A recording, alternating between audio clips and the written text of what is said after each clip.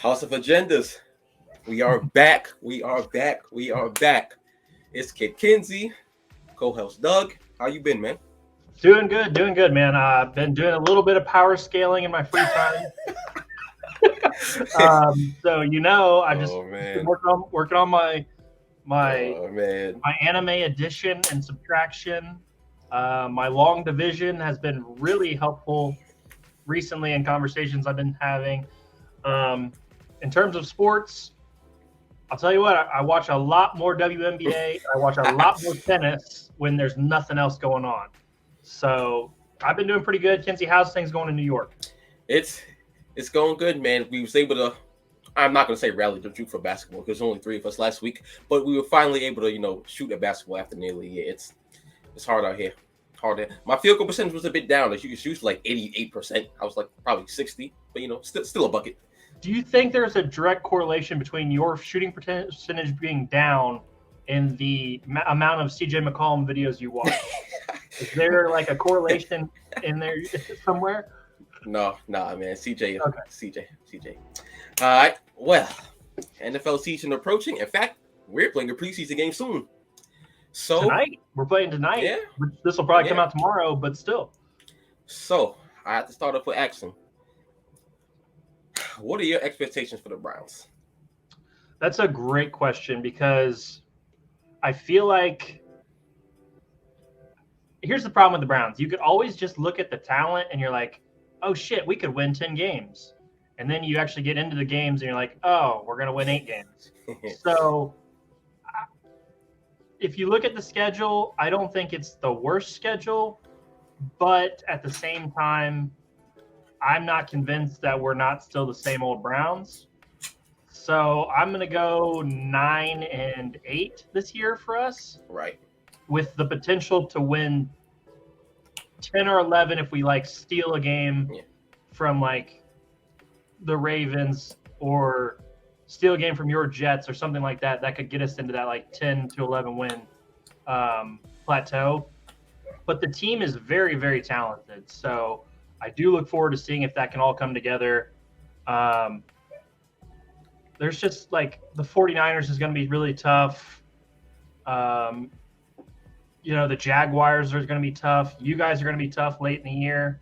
So like there are some like very difficult games that I think are close. Yeah. But the really important thing for us is if Deshaun Watson looks like a top 10 quarterback, we could win games that I'm not expecting us to win. Yeah. Like it's just I was just about to ask you that. How do you feel like about people acting like you have no shot to win the division at all?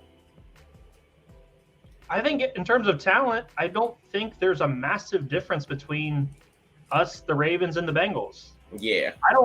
You can say whatever the fuck you want. The Steelers do not have the same quality of talent as these other teams.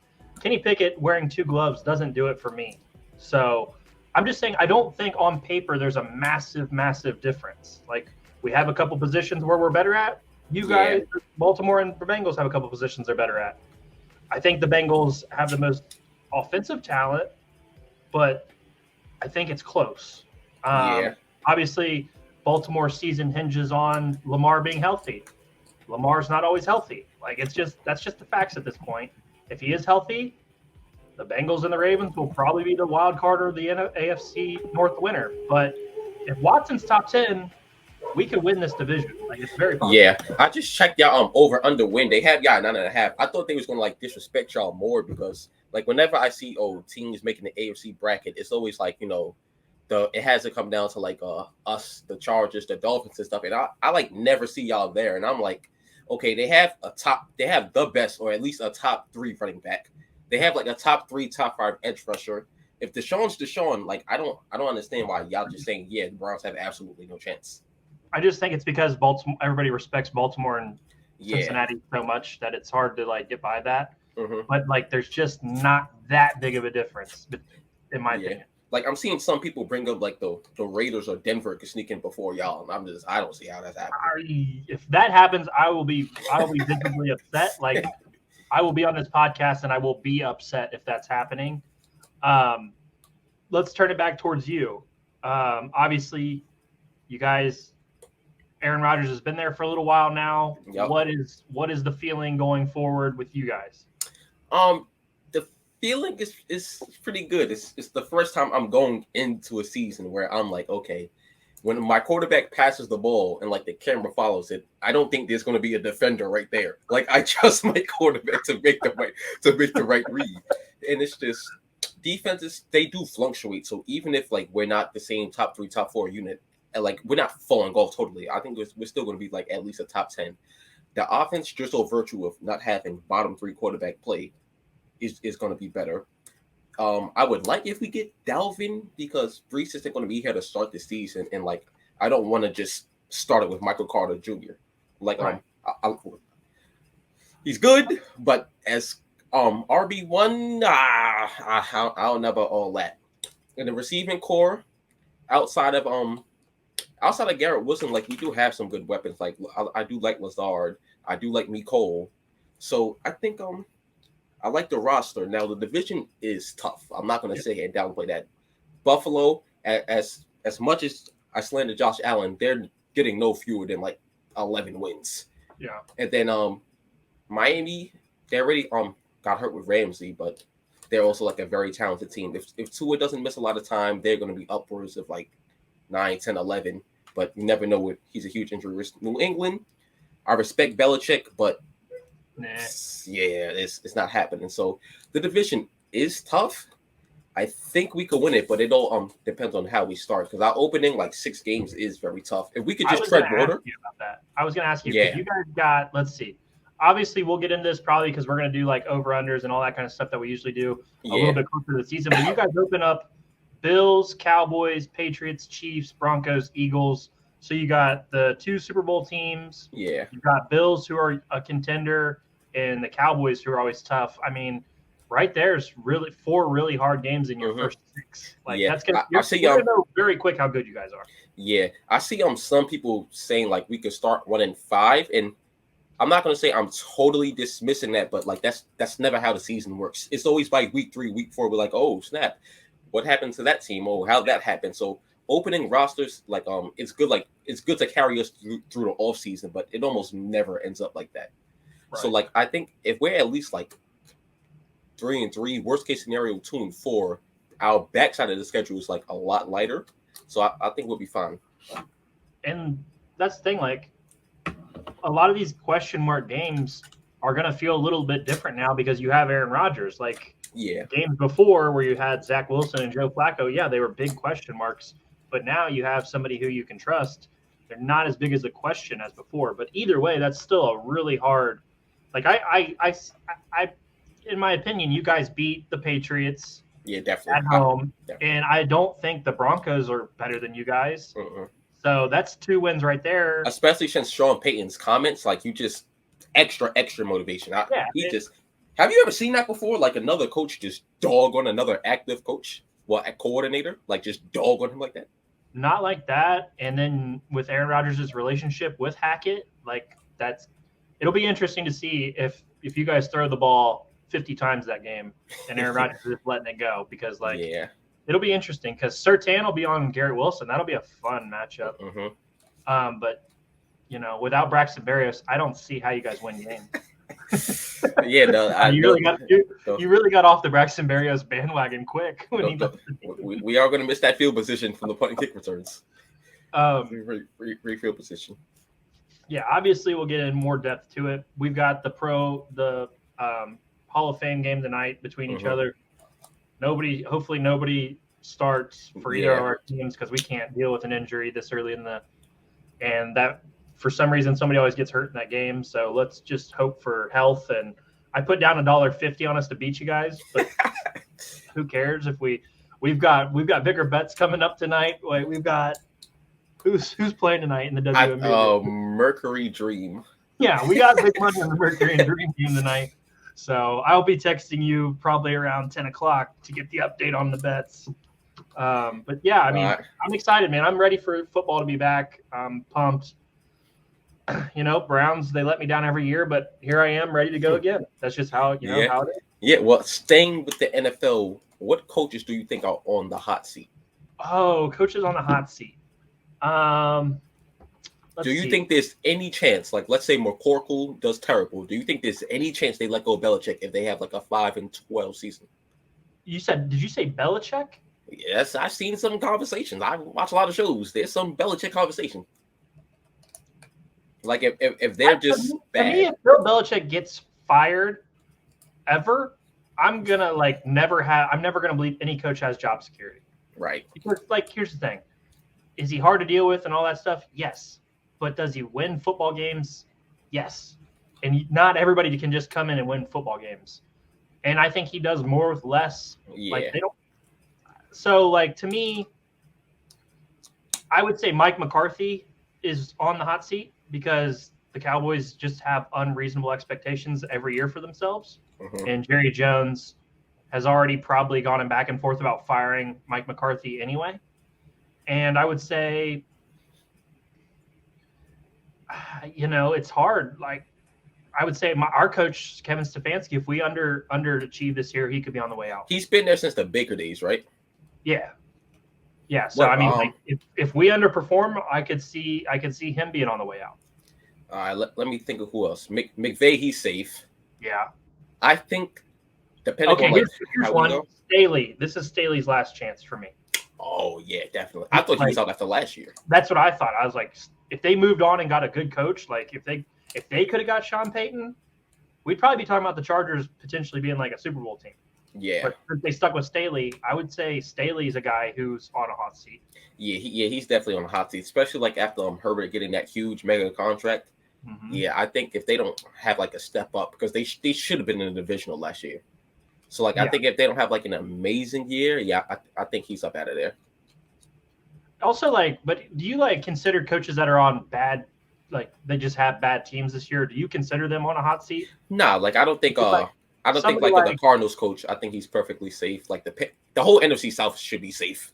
Yeah, Todd Bowles, that Tampa Bay team's not good, but he could get fired and they could be 4-12 because they just don't have the guys to win games. Yeah. So I feel the hot seat, that's why I named guys that are on teams that should be borderline playoff teams or playoff teams, Staley, Stefanski, Mike McCarthy. Those guys are on borderline playoff teams / could be playoff teams. Right. And if Aaron Rodgers fails, Robert Saleh could be out. Yeah. I mean, he's a good defensive mind and everything, but they haven't really shown us anything extra yet. This is your guys' year. Yeah. If you guys don't put it together, there's got to be changes made. Yeah, that's even if we barely missed again, I think he's out of there. If given the fact that we haven't been to the playoffs since 2010, I think if we even just make the wild card, then get dog walked by the Chiefs or Bills, I think people didn't like it, but we made the playoffs. Yeah, I think a wild card berth would be a win for you guys. I do understand that expectations change when you have Aaron Rodgers, but at the same time, most of your guys are still pretty young. Yeah. You're still growing a team. Mm-hmm. But this year, there's going to be a lot of intrigue this year. That's I'm just excited. I'm ready. Plus, I think it'll just be wild if they say, hey man, thank you for leading us to the playoffs. It's the first time. Since before LeBron went to Miami. All right, bye now. I don't think that would be terrible, pretty rough. Because here's the thing: who's out there that you're going to go get that is better right now that's available? That's the difficult part. So hopefully we beat you guys. I need that $1.50 back from FanDuel. Who's even starting for y'all? Y'all don't have Jacoby Brissett no more? No, he's in Washington. Oh yeah. Oh shoot! You put me on the spot. What's his name? Kellen Mond is our backup. He is from Texas A&M, and then his backup is the kid from UCLA. Because I know we starting Zachary, which is just so crazy. Last year we was going into the season thinking he can lead us to the playoffs. Now he's out. Man. I still have bad feelings about us losing that game to you guys. It's just that's something that's just never going to go away. I don't even know. Yeah. Well, it's August, so it's technically the NBA dead zone, but I don't think we did a show since the finals ended. So free agent moves. How do you feel about them? Was there any move that you thought that happened so far that like changes your like thoughts on going into next year? So, to be honest, no, because it's just like no. There was like nothing major because Van Vliet to the Rockets isn't changing much. I guess Porzingis to the Celtics. I think they're the clear team in the East now. Like I still would have had the Bucks, but I do think them adding Porzingis is like really really good. Mm-hmm. But it's nothing like game breaking. I think Denver maybe took a slight step back because they lost Bruce. Lakers they made some good moves, but they were just in the conference finals. Yeah. So like, nothing major that I'm like, oh yeah, my like world just flipped upside down. Yeah, I mean, so here's the thing. Until Dame gets moved, I don't think there's going to be anything like Dame will be a big piece. And other than Dame, I don't think anybody else being on the move for them to like change anybody's fortune. Like you said, Porzingis to Boston is a nice move. It really helps them going forward. But other than that, and Boston was already a favorite. I mean, so really, I think they just resubmitted themselves as a finals team. I don't think that really changed. Like things like Smart to Memphis. Like if you didn't have them winning the finals before, you're not going to have them winning it now because of that move. So like I think there were no like giant needle threading moves this offseason. What do you think about? I know we don't. This isn't a team we talk about a lot, but what do you think about the Utah Jazz? I think they got a little bit better. Coming out of the draft and everything, I think they got a little bit better. John Collins, I still have some stock in John Collins. I forgot about that move. I just think they got a lot of guys who can score and make plays. I don't think they're talking about. So did Markkanen play the 3 last year? Because Collins is a 4. He can do both. Markkanen's like almost a damn near 38% 3-point shooter or something like that. That's a whole team then. But that's what I mean. So you could put Markkanen, Collins, and Walker Kessler out there. Like that's still a formidable front line. Yeah. I think they got better. I don't think they could beat Denver or any of the top tiers, but I think they're like trending in the right direction. Yeah. I thought that like that could be a team that should make a run at Dame. Because like here, if you trade, obviously picks, but that's always going to be part of it. Picks is going to be big. But if you trade Sexton, you trade Olynyk, you trade Keontae George, the rookie they just drafted, and Taylor Hendricks. If you trade those 4 guys for Dame, I think Dame, Markkanen, Collins, Kessler, that's like you're starting to get into that closer to that top tier in the West. Yeah, that'll definitely be very fun. It's a cool shakeup because like almost nobody had that. So yeah, that'll be fun. But speaking of Dame, though, how do you feel like about what the NBA said? Like, do you think play empowerment is getting out of hand? I have a problem with what the NBA said because of what they did with AD. Well, this is like even going back to Chris Paul. Oh yeah, the NBA got like they sent out this notice, but back then they just rejected a whole trade. Like, if that's how you feel, why don't you just wait till the trade's made and reject it like you did to Chris Paul to LA? I don't know. You push player empowerment, and then you're like, well, you can't make your own decision and go where you want to go. Yeah. I don't love that he only wants to go to Miami. I think other teams should have a chance, but it doesn't seem like anybody else is even making offers. So that's kind of where we're at. So the memo doesn't really change what's going to happen, in my opinion.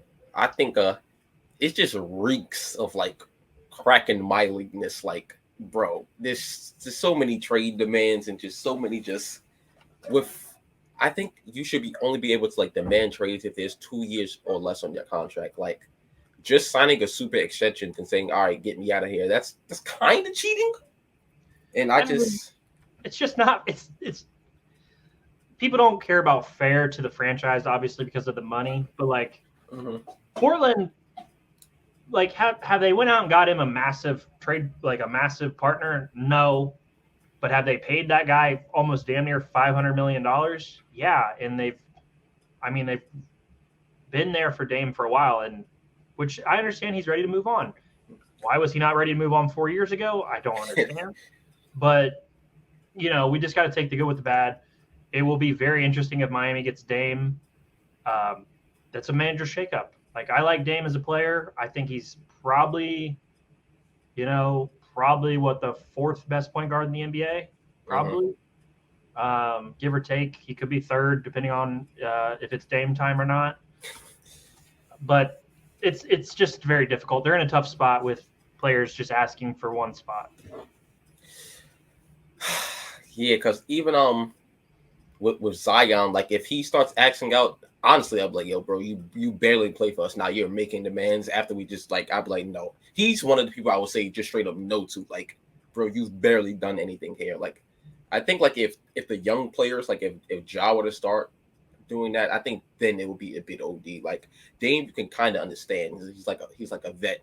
He spent a lot of time in He put in the time in Portland, so I can't be that mad. But if you're talking about guys who are just getting out of their very first contract, like who haven't really accomplished anything yet, that's tough. Like Zion, I think Zion would get a lot of backlash for asking for a trade. Yeah, even more than probably Dame is right now. Mm-hmm. How do you feel about some of the moves y'all made? I'm good. I like the moves we made. Max Strus. Yeah, I mean, if you look at his percentages in the finals and everything, yeah, some guys aren't built for, just lighting it up in the finals. That's just not how everybody is. But he also demolished the Celtics in a lot of those games. And then it's just, Cleveland's not going to be a championship team. We're just not. Like, we're not there yet. It sucks. We are at least another one player away. But Max Strus definitely helps. And then I like Ty Jerome as a backup point guard, shooting guard. And then Georges Niang, I like him as a stretch four. Oh, yeah. Because he can knock down shots, and then Mobley can just play the center. I thought that we should have traded Jared Allen and tried to get a different guy, because the way that he got bullied by Mitchell Robinson in the playoffs, that's another thing that's just going to stick with me and bother me for you don't think that will hurt because y'all identity is defense? I think the long-term plan is Mobley to be the 5, because if Mobley progresses how you want him to progress, he should be fine. Yeah, and then that gives you matchup problems on offense if he gets it all the way together. Right. So the Knicks, I think, are still on par with Cleveland, if not the same. I mean, those teams are pretty much interchangeable. The Wizards, I think, are going to be actually fun to watch. I don't think you guys are going to be like. I don't think you're going to win a ton of games. It doesn't make sense for you guys to win a ton of games with this team anyway. But Jordan Poole, I mean, very well could average 25 to 30 points a night, and that'll be fun at least. But what do you think about your two teams? When we just had Chris Paul, like before the Poole trade, I'm gonna lie, it was very depressing because one, it wasn't gonna be fun to watch. Like Chris Paul in his younger days was a good watch, but now like trying out like Chris Paul and Danny Godville, like it was gonna be a hard watch. Jordan Poole, however, may be unethical, but that boy, we try some things, and when it's going, it's going. So, I am very excited to watch that. I talked myself into having Poole and Kispert be Curry and Clay light. So with that happening, and then I think Kuzma could be like a Draymond light. So yeah, I'm talking myself into like a 30-win season. So you guys are you're just the Warriors of the East now. You're just you've created this monster in your head. Okay, so is the starting lineup going to be Poole, Jones, Kuzma? Nah, I think it's going to be Poole, Kispert. I think it's going to be Poole, Kispert, maybe Denny, Kuzma, Gafford. Oh, you're not going to start Tyus Jones. I thought you guys got him to start. No, I would hope. I would hope not. I mean, he's pretty good. Yeah, but he's like a perfect backup role. I want Poole fully running the show. Like I want him to be the main distributor. Yeah. Then why'd you guys get Tyus Jones? He's 10-5. He's like the perfect point guard for backup minutes. Isn't that why you got? Isn't that what DeLon Wright and Kendrick Nunn are for? And Johnny Davis. Oh yeah, Johnny Davis. That's Johnny Davis. He's the new Alonzo Trill. Watch out. Yeah, so I'm fine with Tyus off the bench. I'm really like that. Okay, I mean I like Tyus Jones a lot. I think he's a good player. Okay, so you think you guys could why do you want to win 30 games though? If you get the number one pick, that like you're just helping Jordan Poole and Kyle Kuzma at that point. I know you don't like it, but it needs to happen. I don't see because I think it's gonna be hard. I think it's gonna be hard for you guys to get the number one pick with Poole and Kuzma. I think you guys will be just slightly too talented to be the number one pick. Mm-hmm. But 30 wins is still that's still a lot. And plus, I don't think even if we're trying, we still because Portland, for example, they didn't give up until like maybe around March, and they had 30-something wins. Very lucky. Yeah, I'm about to say they had the second pick. So I mean, even if we try, I think it's not like our record's going to be great. So like if we just go out there and ball, hope for like a top 3 pick. And go with that. But I don't want to pull a Rocket to a Hornets. Even though it's necessary. Okay. Yeah. So I mean, obviously, can't wait till the NBA's back. What do we start in October? Is that what it is? Yeah. Yeah, I'm pumped. Like I can't wait for that. Who'd you guys end up getting in the draft again? Let's see. Bilal? Bilal Coulibaly. I like him. Yeah. I've seen my group chat talk about him like wingspan, defense, something like that. Yeah, you might as well just start. You guys might as well just start him with Poole, Coulibaly, Kispert, Kuzma, Gafford. That's shooting and defense right there. Yeah, I was about to say I could see us doing that because Denny is like better for a 6-man role. Hopefully, you can only run so many guys off the 3-point line. That's the. If you watch the show, you know that is a running joke on the show because he has the best 3-point run you off the 3-point line percentage in the league. That is great for today's NBA. I'm obviously October's coming around the corner. I'm ready for the NBA to give you that too. All right, now you've probably watched more WNBA games this past 3 weeks than you've done in the past 3 years. Woo! Who have you been watching where you're like, that's a bucket? And what teams have been busting you? Okay, so I got to be honest with you. I know you're a Liberty fan, so you can't support the Aces, but nobody plays basketball in the WNBA like the Aces. Like watching Kelsey Plum, watching Asia Wilson, like these girls can flat out play. They are really, really good basketball players. You know who's a bucket is Chelsea Gray. Well, yes, but Jewel Lloyd for Seattle. Like I caught her last night when they were playing the Wings. Yeah, she's a good scorer. Yeah. Jewel Lloyd and Enrique, they were going at it. Boy, her shooting percentage isn't fantastic, which is kind of weird because she shoots 40% from 3. And then I told you about my idea the other day. Like, this is just a side note. The Indiana Fever should tank for Caitlin Clark to team her with Aaliyah Boston. Like, that just makes so much sense to me. Like, if you're not going to win this, and Aaliyah Boston's 14 and 10 already. Yeah. Like, she's a monster. Now that would be a fantastic duo. Or she's 14 and 8, whatever. So that's still and she's shooting 66% from 3. That's crazy. I really enjoyed the game. I think the ladies have done a great job of improving the game, and the games are a lot more fun to watch. Yeah. Like, I do like how they're on TV a lot more. Like last year, you would have to catch some games on Twitter or on Facebook. Now it's like every 2 days, you're like, oh, it's on Ion, oh, on ESPN, oh, on CBS. So I do like NBA TV. I do like how I guess the brand deal they with or whatever. Like that's yeah, really good. they're doing a good job. Shout out to Brianna Stewart. She's one of Yeah, player of the month. the most complete players in the WNBA. Like she does it rebounding, scoring, shot blocking shots, steals. Like she's a really, really good basketball player. Okay, so who do you think is going to win WNBA MVP this year?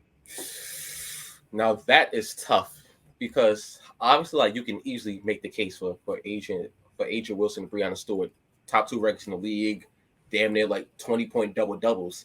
But Alyssa Thomas, the first WNBA average triple double. Yeah, that's crazy. Yeah, I think she might get it because of that. Because like that's kind of like how Westbrook got it. Obviously, like, there's a bit more things like NBA was there longer, but the first average for WNBA triple double, and their record is not bad. I think they're third or fourth. For Connecticut, yeah, they're third in the league right now. Yeah, so honestly, I think she's 15, 10 rebounds, 8 assists right now on only 3 turnovers. And like she's really, really good too. Yeah, so honestly, there's a lot of candidates, man. So do you think it just defaults to Asia Wilson though because they have the best record?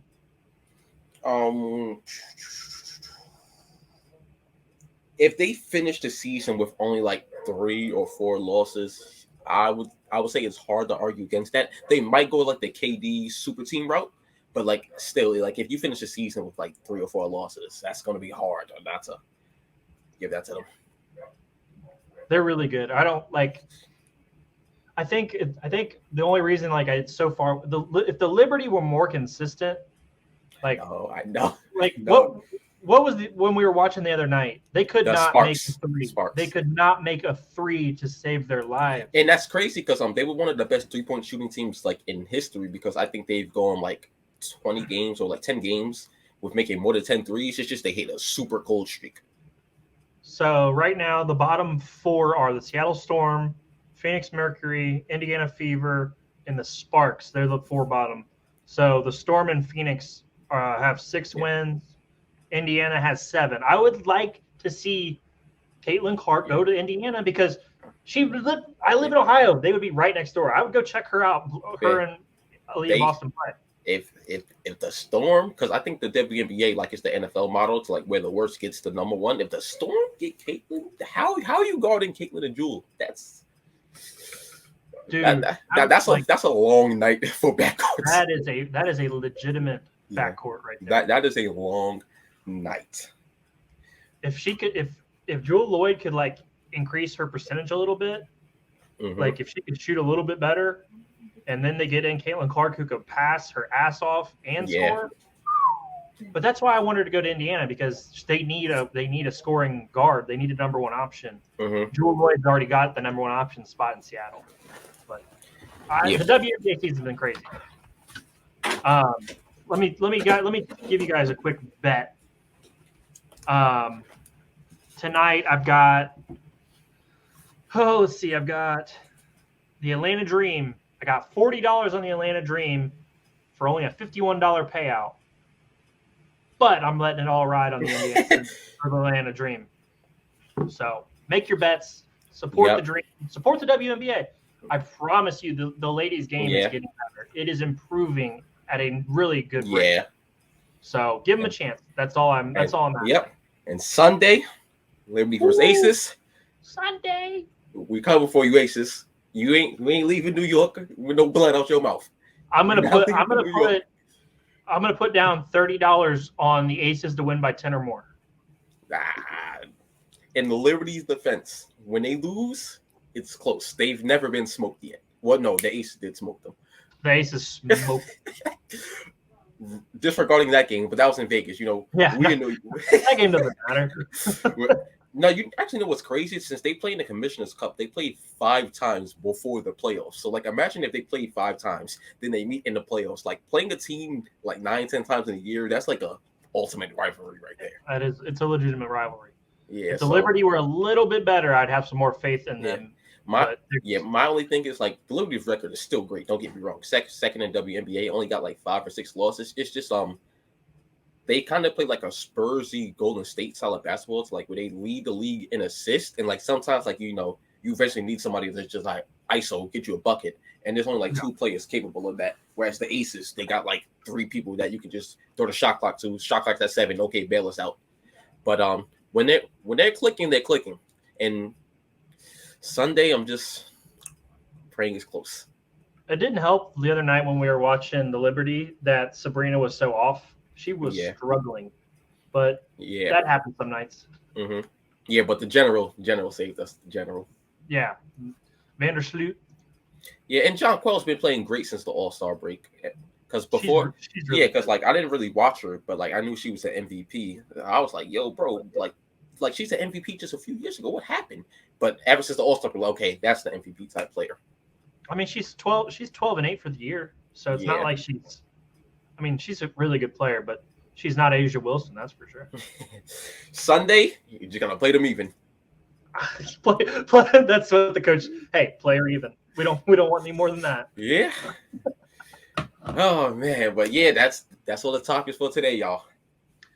All right, Kenzie. So, do you want to get back to full time, or do you want to take a couple weeks off till the NFL gets back? Yeah, I was going to say probably August we could be bi-weekly. Then when the NFL season starts, we'll be back to our weekly show. All right, so guys, we will be off next week. We appreciate you guys coming in. We will see you 2 weeks from now. A week and a half from now. Yeah. And thank you guys for watching. Like and subscribe, and we will be back sooner than you know it. Kenzie, see you next time, buddy. See y'all.